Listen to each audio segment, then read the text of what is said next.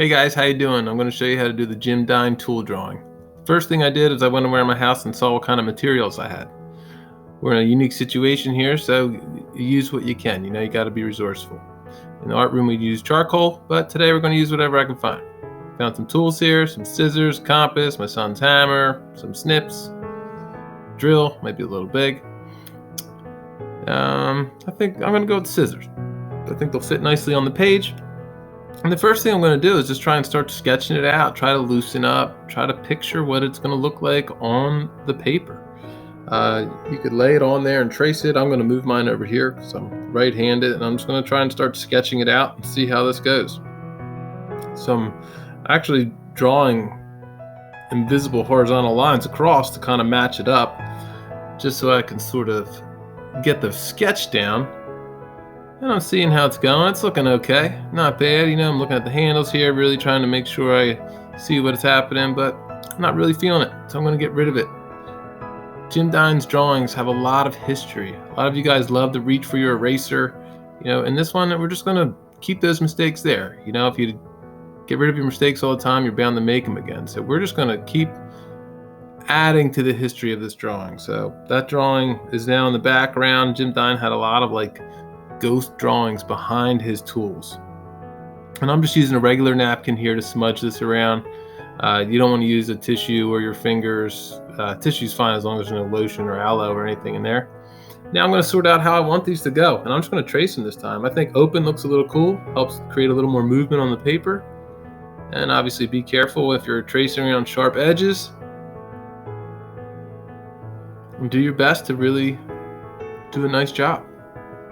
Make sure you're thinking about where you're placing it on your paper. Here, I'm just going to try to add some of those inner details now.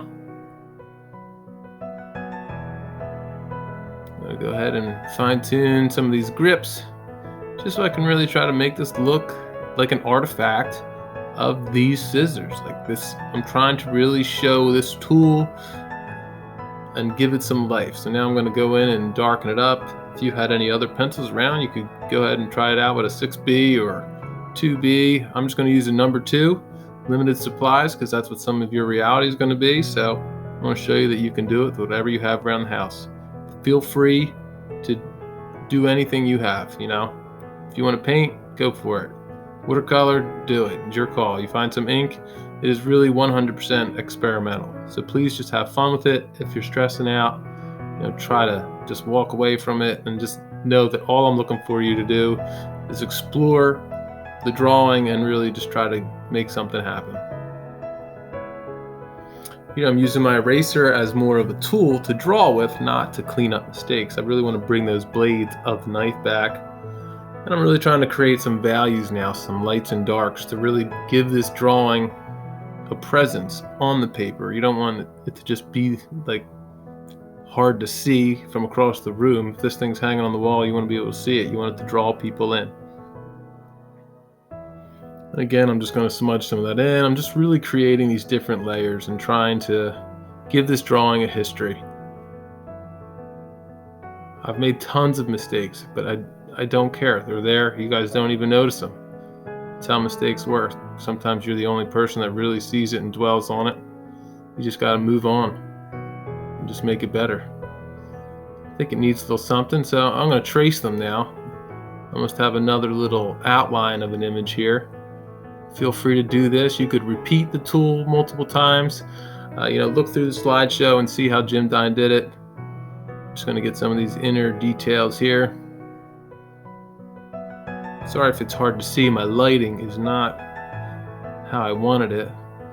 And Jim Dine's drawings were also abraded. They were beat up. I'm taking the scissors now and scratching down, trying to add some texture, seeing what'll happen if I do that, and then add another layer of shading on top. When you're laying down this shading, make sure you are on the side of your pencil. If you're on your point, you're going to leave a lot of lines that are going to be hard to get rid of. Now, if you want that, that's fine, but if they're on your nerves, then you just need to lay your pencil down a little more.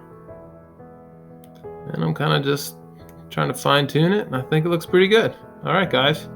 Thanks. Good luck. Let me know if you have any questions. Take care.